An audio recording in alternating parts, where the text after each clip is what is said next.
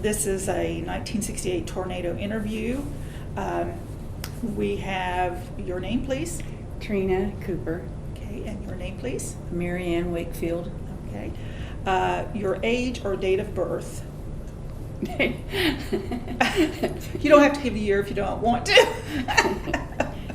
2/8/44. Okay, Marianne. September the 4th, 44. Okay.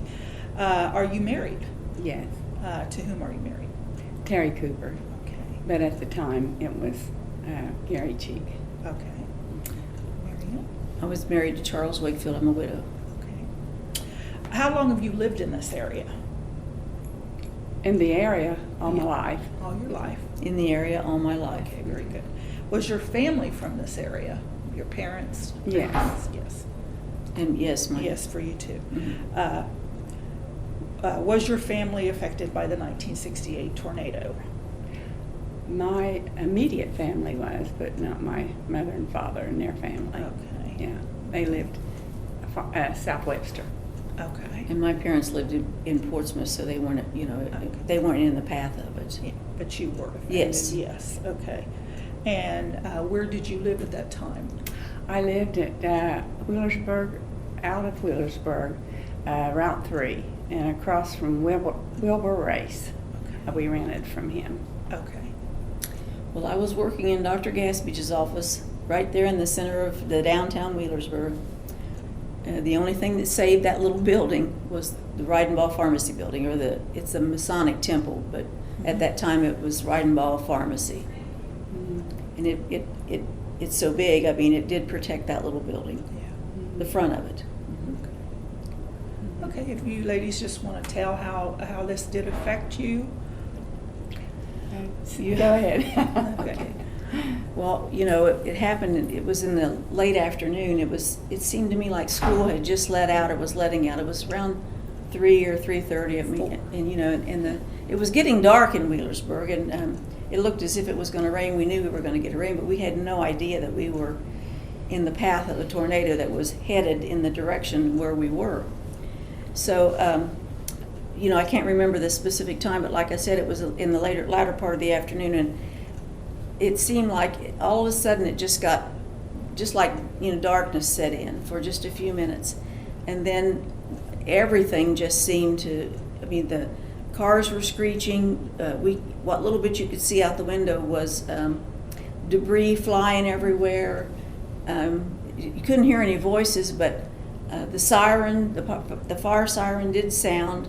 And probably this lasted it seemed like it lasted forever, because when you're just going from window to window trying to see, how bad the rain is, and the leaves and the tree branches and everything that's passing you by, and the hail, we knew whatever it was bad, but we had no idea that we were in the velocity of a windstorm that was, going to really do great damage in the area.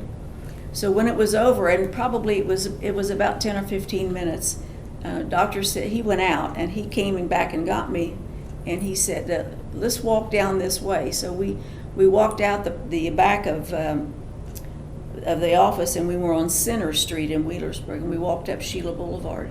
Now we saw the trailer where Anna Lou was, where you couldn't see anybody around it because the trailer had been so damaged, and we didn't go over to where the trailer was, but we continued to walk up Sheila Boulevard because Dr. Gaspage's family lived up there.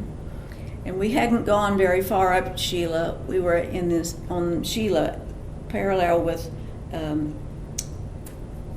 Ackerman's farm. And Mr. Ackerman you could see Mr. Ackerman sitting. They had, animals and crop. And the chicken coop had blown, he was dead, but the chicken coop had blown onto him.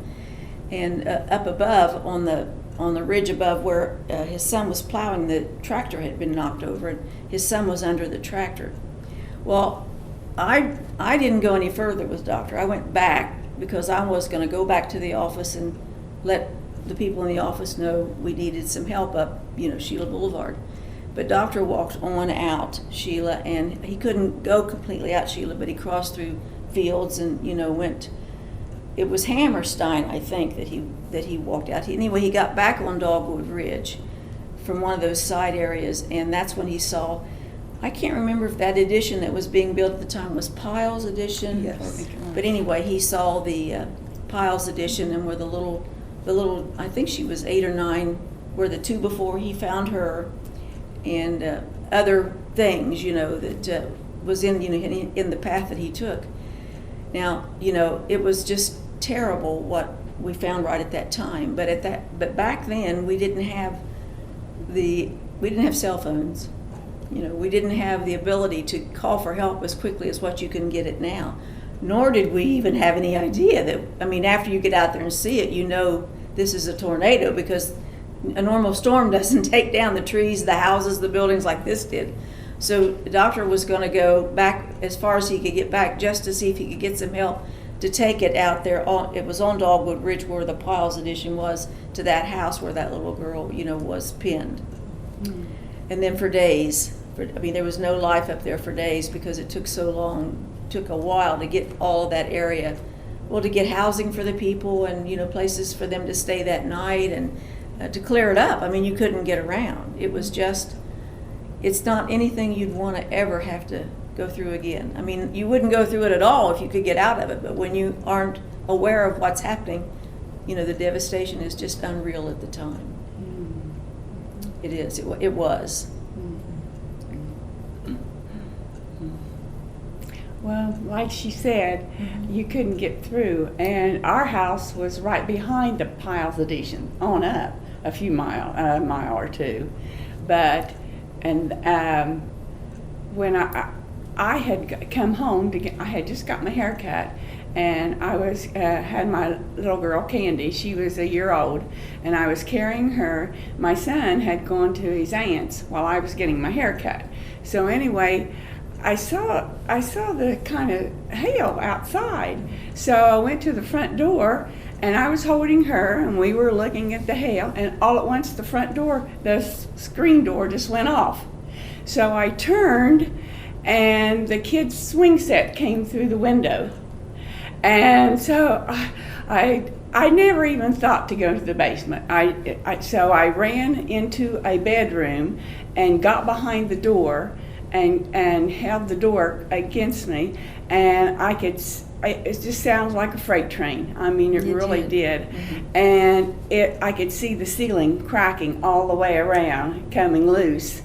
And so we just stayed there, and we had a little dog, and that dog had never been in the house, but it ran right into that bedroom where we were and got under the kid's bed. And so anyway, it quit. And so I started to go out, and it came again. I don't think it was as bad as the first one, but there were 2.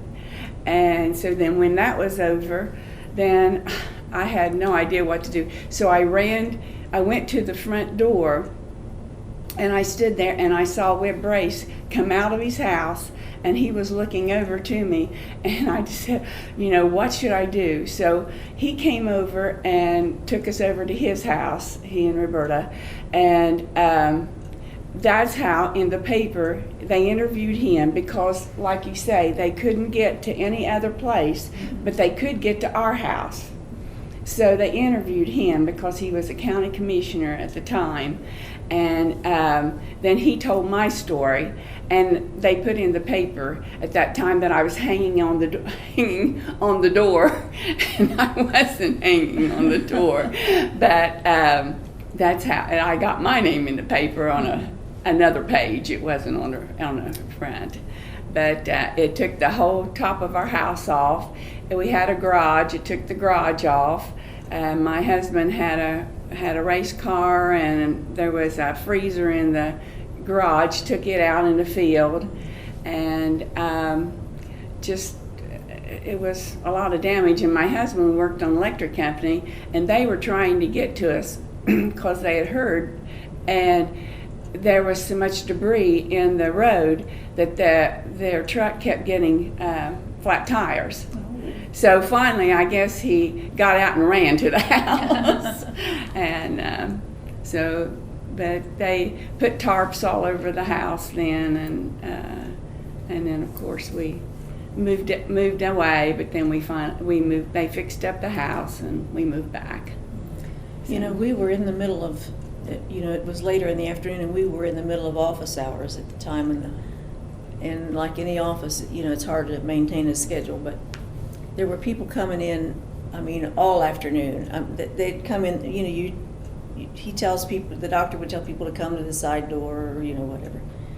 Nobody mentioned, and everybody that was coming in up to about the time that the tornado hit, nobody was aware of any kind of a storm like this, you know, going to hit this area. So, I mean, it just goes to show you how fortunate we are this time, at this particular time, to have the news media who can track all this stuff and, you know, let you know if you're in harm's way, why, you know, you have so many minutes or whatever, but it's in your path and you need to take shelter, you know.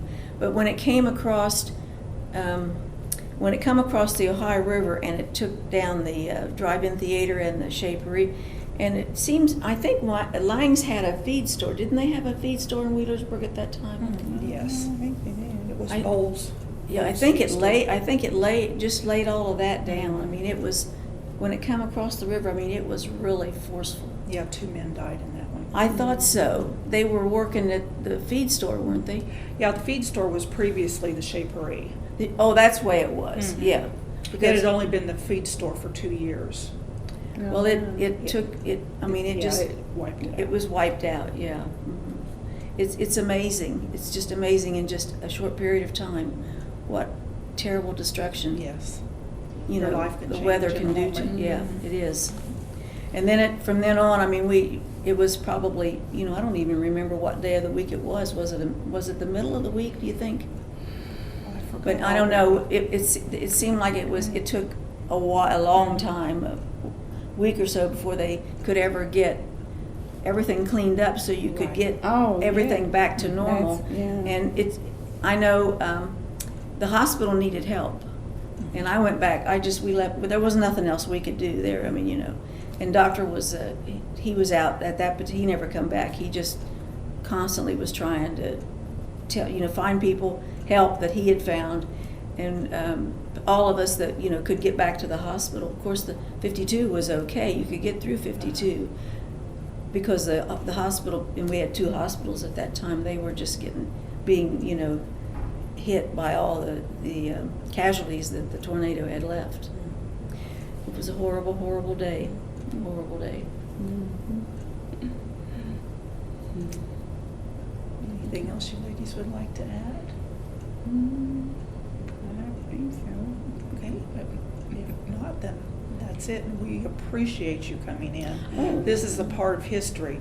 Nobody writes down anything anymore. No, they don't. So oral history, we're going to make sure Mm-hmm. that we have this for future generations. So we do appreciate this, and this will appear on our website, so your families will be able to see it. Thank you. So It's there are nice to some know. already on there. Oh, good. So Okay. yes, Mhm. these will appear on there. So Okay. we really appreciate it. Well,